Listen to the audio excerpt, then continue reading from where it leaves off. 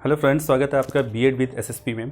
आज हम सीटेट से रिलेटेड एक बहुत ही इंपॉर्टेंट टॉपिक पर डिस्कशन करने जा रहे हैं जिसका नाम है स्टेज ऑफ चाइल्ड डेवलपमेंट। इस टॉपिक को हम दोनों लैंग्वेज में डिस्कस करेंगे। We are going to discuss in both languages of this topic, English and Hindi. So without wasting the time we start the video. Time waste ना करते हुए आज वीडियो स्टार्ट करते हैं। Stage of child development. Stage of child development, देखिए child development जैसा कि आपको नाम से ही मालूम पड़ रहा होगा कि चाइल्ड डेवलपमेंट, चाइल्ड का इसमें डेवलपमेंट होता है। मीन्स कि बच्चे की हम स्टार्टिंग से लेंगे। स्टार्टिंग मीन्स कि जब से वो पैदा नहीं हुआ है तब से उसकी चीज़ों को हम लेंगे कि वो कैसे उसमें प्रोसेस हुआ, डेवलपमेंट कैसे हुए, थिंकिंग कैसे चेंज हुई है, क्या बातें उसमें आई हैं, हैबिट कैसे हुआ है और उसमें डेवलपमेंट किस हिसाब से हुआ है। इट मीन्स कि अलग अलग डिफरेंट काइंड्स ऑफ थिंकिंग में, डिफरेंट काइंड ऑफ स्टेजेस में उसकी सोच क्या है, ये सब हम इस पर ध्यान देंगे। तो स्टेज ऑफ चाइल्ड डेवलपमेंट को कहते हैं बाल विकास की अवस्थाएं। क्या कहते हैं? बाल विकास की अवस्थाएं। और ये टॉपिक आपका सीटेट एग्जाम का है। As we all of know that it is the time of December. Today is December 3rd and we are going to discuss this topic because in this month maybe it might be your exam start after 15 December. So ये topic बहुत discussion वाला है और बहुत ज़रूरी है। इस topic में से आपकी 15 मार्क्स के क्वेश्चंस आते हैं। पेडागोजी का टॉपिक है। चलिए स्टार्ट करते हैं। तो एज वी नो कि इसको स्टेज ऑफ चाइल्ड डेवलपमेंट को कितने पार्ट्स में बांटा गया है? 4 पार्ट में। Prenatal, infancy stage, childhood stage and adolescence. तो प्रीनेटल को देखते हैं। प्रीनेटल को हिंदी में प्रसव पूर्व स्टेज बोलते हैं। जब बच्चा माँ के पेट में होता है, 0 से लेकर 9 मंथ तक का जो पीरियड होता है उसे कहते हैं प्रसव पूर्व पीरियड। और ये होता है 9 मंथ से, मतलब 0 से लेकर 280 डेज तक के बीच का होता है।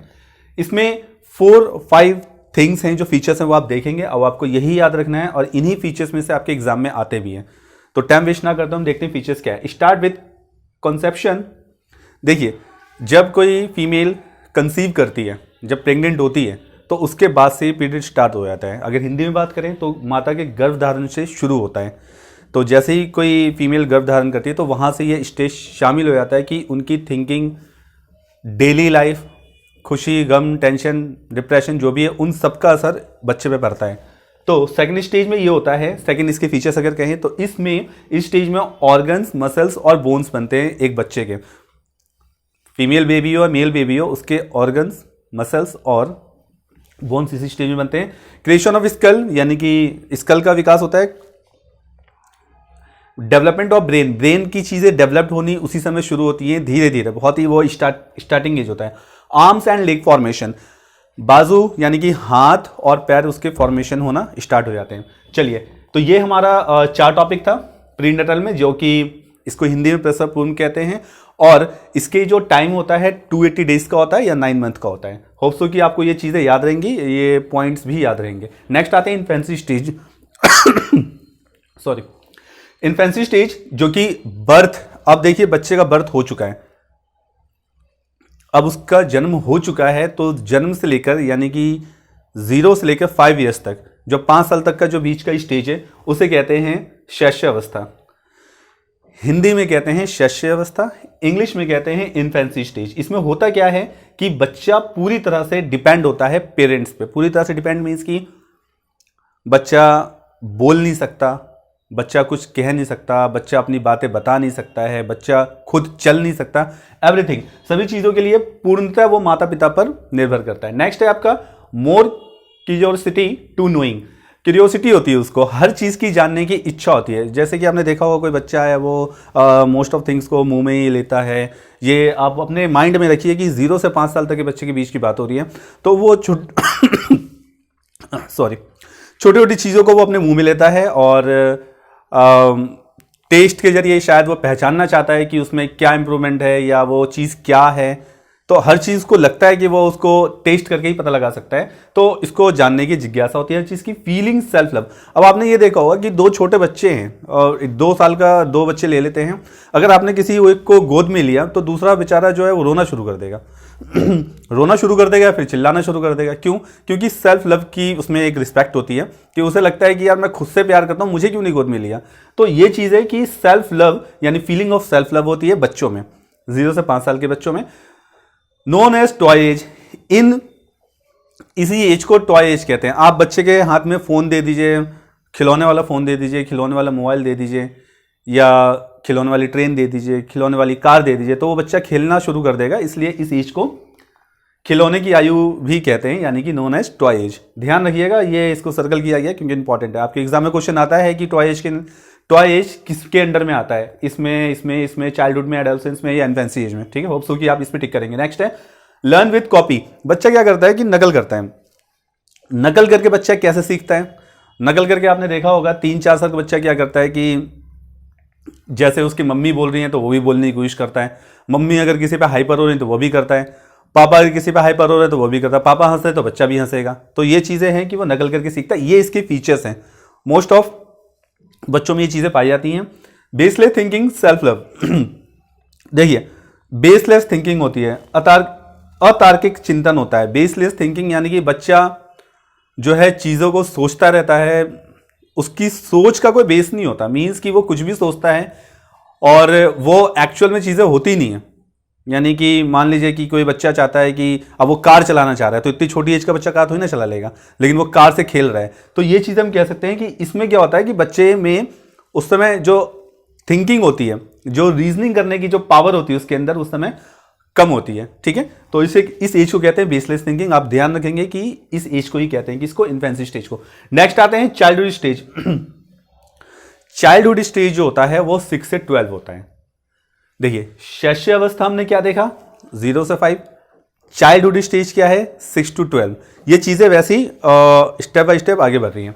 तो चाइल्डहुड स्टेज हमने देखा कि बाल्यावस्था है और ये होता है 6 to 12 ईयर्स। इसके फीचर्स क्या है? Smart age, look nice. देखिए, 6 से लेकर 12 साल तक की एज का जो बच्चा है थोड़ा सा स्मार्ट दिखता है, सुंदर दिखता है। क्यों? क्योंकि उस समय ना तो उसकी दाढ़ी मूछ होती है, ना उसका कोई चेहरा वैसे मोटा तगड़ा होता है। वो बहुत ही ही और she looks like a smart girl और smart boy. So we can say that in this age every children, most of children looks very nice and very good. So we can say that it is also known as the smart age. Next है games stage. इसी as में 6 से 12 साल की as में ही बच्चे खेलते हैं। मेरे बहुत सारे स्टूडेंट हैं वो भी खेलते हैं, वो तो खेलते ही रहते हैं। खैर, तो बहुत सारे स्टूडेंट जो हैं वो खेलते हैं और उनको इस चीज़ के प्रति काफ़ी अट्रैक्शन होता है कि यार चलो खेल में अपना अट्रैक्शन दिखाएंगे हम। और वो देखिए, एक्चुअल में अगर फिजिकली बात करें तो ये बढ़ती हुई ग्रोइंग एज होती है, तो उस समय ये चीज़ ज़रूरी भी होती है। अगर कोई बच्चा इस एज में नहीं खेल रहा है तो ये गलत बात है, बहुत ज़्यादा खेल रहा है तो ये भी गलत बात है। चलिए टॉपिक पे आते हैं। तो गेम्स स्टेज होता है, खेलों की अवस्था होती है ये। नेक्स्ट है स्टोरेज एज। इस समय बच्चा क्या करता है, स्टोर करता है चीज़ों को। जैसे कि आपने अपने बचपन में भी चीज़ जब खेलते होंगे, कंचे वगैरह खेलते होंगे, पत्ते खेलते होंगे, जो ताश वगैरह की चीज़ें होती हैं, वो बस ऐसे ही एज अ एंटरटेनमेंट आप कलेक्ट करते होंगे। WWE के जो कार्ड्स हैं वो आप कलेक्ट करते होंगे। तो ये हमने आप सभी ने अपने ही एज में, इसी एज में क्या किया होगा, इसे कलेक्ट किया होगा। तो we can say that this stage is also known as a storage age. हम चीज़ों को अपने पास कलेक्शन में रखते हैं। कई बच्चे होते हैं जो छोटे छोटे सिक्के रखते हैं, कई बच्चे होते हैं जो नोट रखते हैं, ये इसी के बीच में रखते हैं, खास करके 11-12 ईयर्स के आसपास के बच्चे।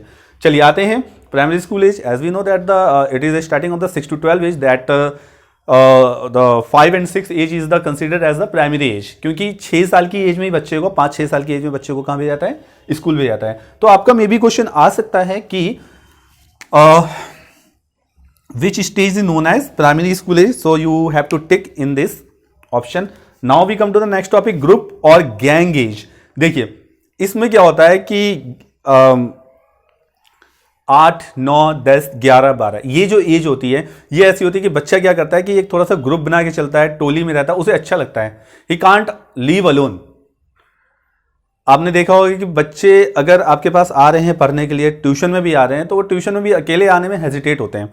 मैं उन सभी टीचर्स को कह रहा हूं जो इस समय मुझे सुन रहे हैं, देख रहे हैं, कि सभी टीचर्स, मेल फीमेल जो भी हैं, सभी के स्टूडेंट जो आते होंगे, सबका यही होता होगा कि बच्चे कभी अकेले नहीं आते हैं और वो अकेले लोनलीनेस फील करते हैं।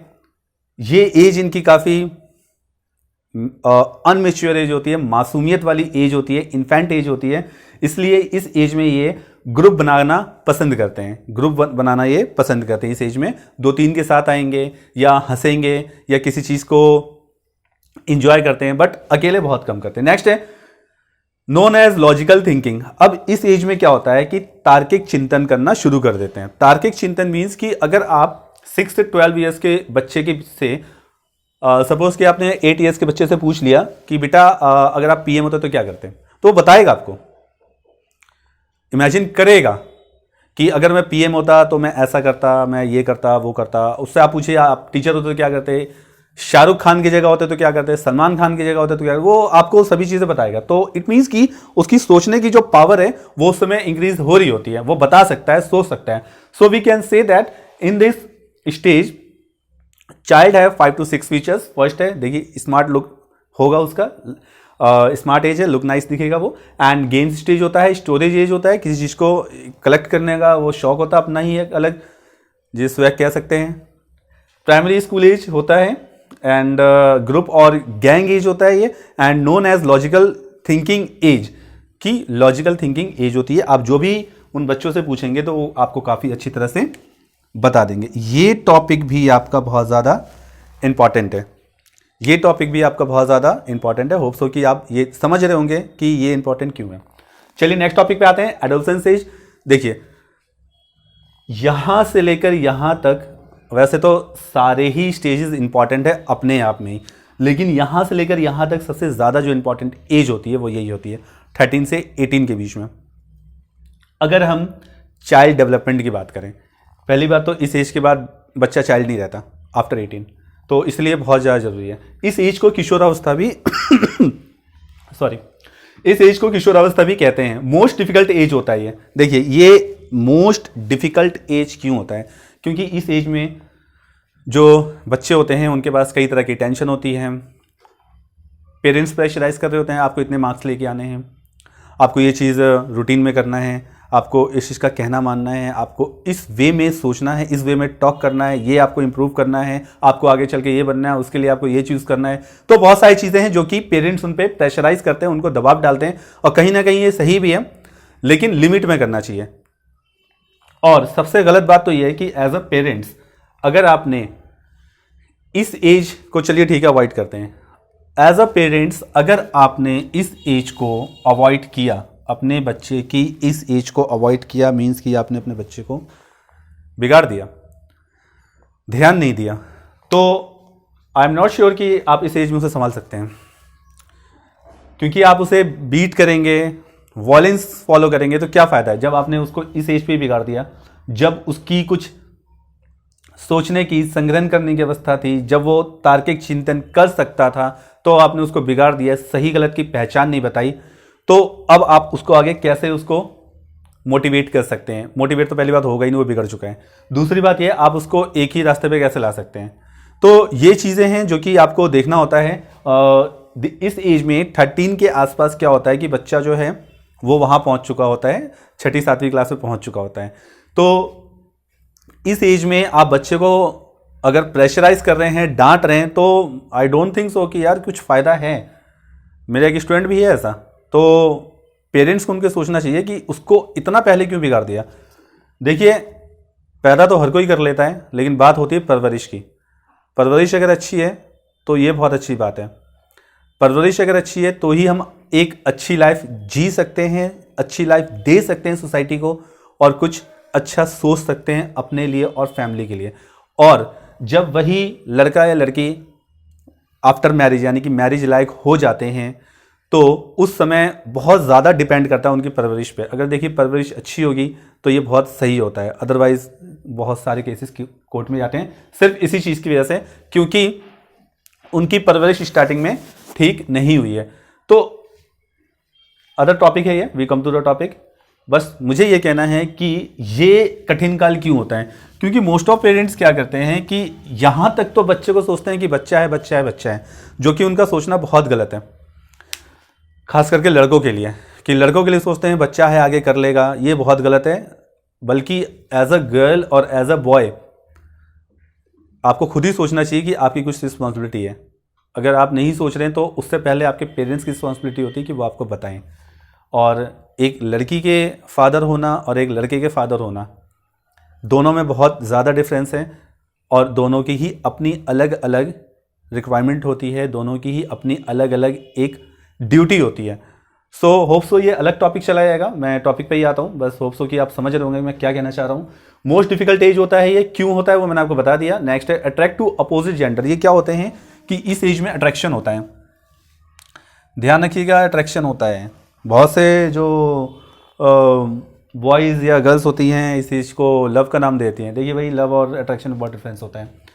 तो टॉपिक ये है कि अट्रैक्शन होता है दूसरे एज से, लेकिन हमने यहाँ क्या देखा था, देखिए इस टॉपिक में हमने कहीं देखा था ये इन्फेंसी स्टेज में क्या होता है, थर्ड पॉइंट जो है हमारा feeling of self love.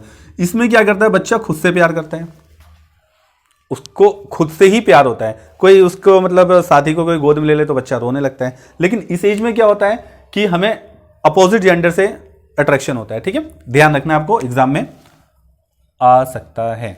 Next है नोइंग एज गोल्डन एज। इसको गोल्डन एज कहते हैं। देखिए गोल्डन एज कहने का मतलब यह है कि इस समय आपकी बॉडी में बहुत सारे चेंजेस हो रहे होते हैं।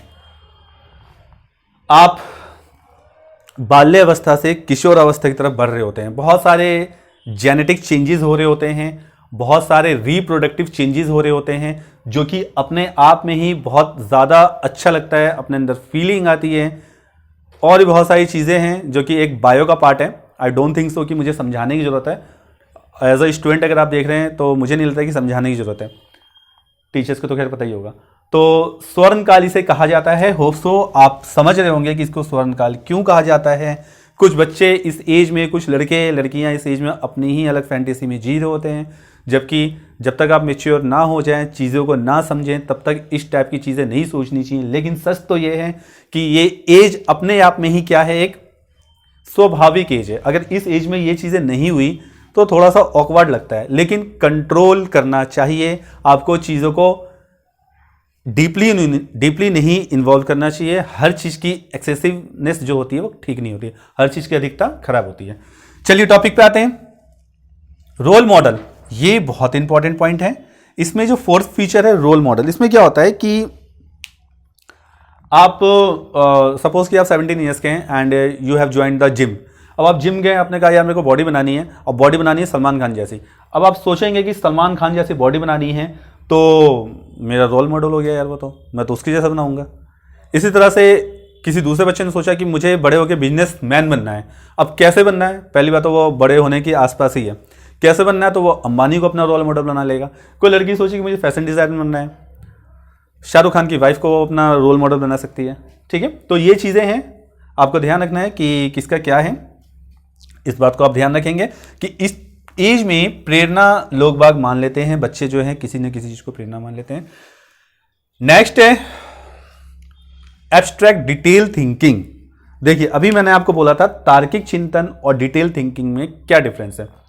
मैंने आपको एक टॉपिक दिया था कि आप बच्चे से पूछ सकते हैं कि आप अगर पीएम होते, what will you do if you were a PM, क्या करते अगर आप पीएम होते। तो ये बोलता भाई कि ठीक है, वो सोचता, ये चीज़ों को सोचता कि हाँ मैं बनता तो मैं देश को ये करता वो करता ऐसा। लेकिन ये जो जवाब देगा ये थोड़ा सा डिटेल वाला जवाब होगा, वो टॉपिक को सोच के। हो सकता है कुछ बच्चे इतने इंटेलिजेंट हो जो ग्राउंड लेवल की बात करते हैं, प्रैक्टिकली बात करें। ये जो है वो प्रैक्टिकली बात नहीं करेगा, लेकिन रिलेटेड बात जरूर करेगा। ये जो है प्रैक्टिकल बात कर सकते हैं। बस ये है कि इनको मौका नहीं दिया गया है। मौका हर इंसान को देना चाहिए, भले वो एक दिन के लिए हो, एक पल के लिए हो, एक महीने के लिए हो, एक साल के लिए हो। किसी भी फील्ड में अगर वो बताना चाहता है, अपनी अगर खासियत बताना चाह रहा है, चीज़ों को शो कर रहा है, बता रहा है, उसके अंदर फीचर्स अच्छे हैं, तो आपको as a teacher, as a parents, as a partner एक मौका देना चाहिए। सोचना चाहिए कि मे बी वो चीज़ अचीव करे। अब आप ये सोचिए कि शाहरुख खान के हाथ में अगर हम बैट बॉल देते हैं, तो क्या शाहरुख खान आज शाहरुख खान होता? नहीं होता। सचिन तेंदुलकर को अगर हम बैट बॉल की जगह फुटबॉल देते हैं, तो क्या सचिन तेंदुलकर आज सचिन तेंदुलकर होता? नहीं होता। तो ये चीज़ें हैं। अगर आपको लगता है कि वो चीज़ ऐसा नहीं है, आपकी पर्सनल थिंकिंग है, तो आप अपनी पर्सनल थिंकिंग को एक बार स्टॉप करके सोचें कि उसके अंदर की एबिलिटी क्या है। हो सकता है या उसके अंदर पॉजिटिव पॉइंट हो, may be you can't see that positive points. हो सकता है कि यार आप किसी और की सुन रहे हो सकता है। खास करके मुस्लिम के लिए, मुस्लिम रिलीजन जो है उनका एक्चुअल में ये मानना है, एज अ मुस्लिम मैं ये बात बोल रहा हूं, लेकिन ये सच है। उनका ये मानना होता है भाई मुस्लिम को कुछ मिलेगा ही नहीं, इसलिए मोस्ट ऑफ मुस्लिम्स को आप देखते होंगे पढ़ाते ही नहीं है। अभी अगर वो पढ़ा रहे हैं तो वो अलग चीज़ है, लेकिन अगर हम 5 साल पहले की बात करें तो अभी भी कुछ रिमोट एरियाज़ हैं, विलेज एरियाज़ हैं जहाँ पे मुस्लिम को पढ़ाते ही नहीं है। ये कि भाई मुस्लिम को नौकरी नहीं मिलेगी, यार आप कोशिश करोगे या करने दोगे या अपनी कॉन्सेप्ट चेंज करोगे तब तो मिलेगी। चलिए टॉपिक पे आते हैं। अब्स्ट्रैक्ट डिटेल थिंकिंग, ये मैंने आपको बता दिया, इस बारे में भी बच्चे काफ़ी अच्छी तरह से बोल सकते हैं। आपने देखा भी होगा कि स्कूल में जब टीचर्स डे होता है तो 13 से 18 ईयर्स के बीच के जो बच्चे होते हैं उन्हीं को टीचर बनाया जाता है। क्यों भाई, इनको क्यों नहीं बनाया जाता है? क्योंकि ये थोड़ा सा डिटेल में बात कर सकते हैं। चलिए नेक्स्ट है टेंशन डिप्रेशन एज। ये वाली जो एज होती है, टेंशन और डिप्रेशन वाली एज होती है, क्यों होती है भाई? क्योंकि मैंने आपको बताया कि सबसे कठिन काल होता है। 17 ईयर्स में बच्चा ड्रॉप आउट कर देता है स्कूल, 18 ईयर्स में वो कॉलेज चला जाता है या कॉलेज जाने वाला होता है। उस समय उसके पास बहुत सारे बर्डन होते हैं। हर इंसान रिच नहीं होता, हर इंसान की किस्मत अच्छी नहीं होती। कुछ इंसान जो होते हैं अपने फादर के प्रॉपर्टी पे ही सरवाइव करते हैं, कुछ इंसान जो होते हैं वो अपने आप के ऊपर ही सरवाइव करते हैं। ऐसे बहुत से लोग हैं जो अपने ऊपर ही सरवाइव करते हैं और उस बहुत से बहुत ज़्यादा ऐसे हैं जो अपने पेरेंट्स के दिए हुए चीज़ों पर सरवाइव कर रहे हैं, जैसे कि जो विरासत मिली चीज़ें उस पर कर रहे हैं। देखिए as a teacher, as a person, as a human, मैं ये कहना चाहूँगा कि शांत पानी में पानी का जहाज़ तो हर कोई चला लेगा, ये तारीफ की बात नहीं है। तारीफ की बात तो ये है कि कोई इंसान अपने दम पे काम करे। लेकिन प्रॉब्लम यह है कि जो अपने दम पे करना चाहता है या जो करता है उसे करने नहीं दिया जाता है। बट मैं उन सभी स्टूडेंट से, सभी फ्रेंड से, सभी टीचर से बोलना चाहूँगा जो सेल्फ डिपेंडेंट है या जो लड़कियां सेल्फ डिपेंडेंट है वो आगे बढ़ें। इस टाइप की ट्रेडिशनल थिंकिंग, दकियानूसी बातें जो होती हैं फैमिली में होती रहती हैं, अपने टारगेट को कभी ना छोड़ें और वो आगे बढ़ते रहें। चलिए हम आउट ऑफ टॉपिक जा रहे हैं, टॉपिक पे आते हैं। तो stage of child development 4 stage था। पहला था प्री नेटल जो कि 9 मंथ्स तक का होता है। दूसरा था इन्फेंसी एज जो कि बर्थ से 5 ईयर्स तक का होता है। तीसरा है चाइल्डहुड एज जो कि 6 से 12 होता है। एडोलसेंस जो कि 13 से 18 होता है। फिर से आते हैं प्री नेटल जिसे प्रसव पूर्व कहते हैं। इन्फेंसी स्टेज जो कि शैशवावस्था होता है, इसका क्या होता है 0 से 5 ईयर्स होता है।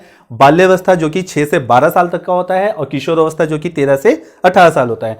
इसके फीचर्स देख लेते हैं। प्रसव पूर्व में कुछ नहीं करना है, बच्चा पैदा ही नहीं हुआ तो इसमें आपको ज्यादा लिखना नहीं है, बस इसका डेवलपमेंट वगैरह होता है। शैशवावस्था से हम बात करते हैं। शैशवावस्था में पूरी तरह से माँ बाप पे डिपेंड होता है, जानने की इच्छा होती है, खुद से प्यार करता है और टॉय एज कहलाता है, नकल कर करके सीखता है और बेसलेस थिंकिंग, कुछ भी सोचता है, कुछ भी करता है।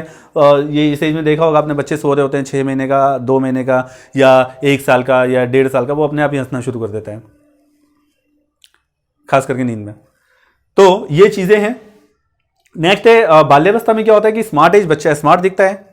और गेम स्टेज होता है, खेल रहे होते हैं बच्चे को, मतलब बच्चा खेलना चाहता है और ये अच्छी बात भी है। एज अ टीचर तो मैं यही कहना चाहूँगा कि बच्चों को ये चीज़ बहुत ज़रूरी है। आप अगर टीचर कम पेरेंट्स है तो आप भी ये चीज़ देखिए कि बच्चों के लिए ये स्टेज बहुत ज़रूरी होती है। बच्चों को खेलना बहुत ज़रूरी है। मानसिक और शारीरिक विकास दोनों होता है बच्चों का। चलिए स्टोरेज एज, बच्चा कुछ संग्रहित करता है चीज़ों को। अब जरूरी नहीं है कि यार वो कुछ गलत चीज़ ही करे, कंचे इकट्ठे करे, ऐसा नहीं है। वो कुछ किताबें भी इकट्ठे कर सकता है, कॉमिक्स भी इकट्ठे कर सकता है और न्यूज़पेपर भी इकट्ठे कर सकता है। तो ये इकट्ठा करने का जो, कलेक्ट करने का जो उसका मेथड है, किस में आएगा? चाइल्डहुड स्टेज में आएगा, जिसे बाल्यावस्था कहते हैं। चाइल्डहुड स्टेज क्या होता है? 6 से 12।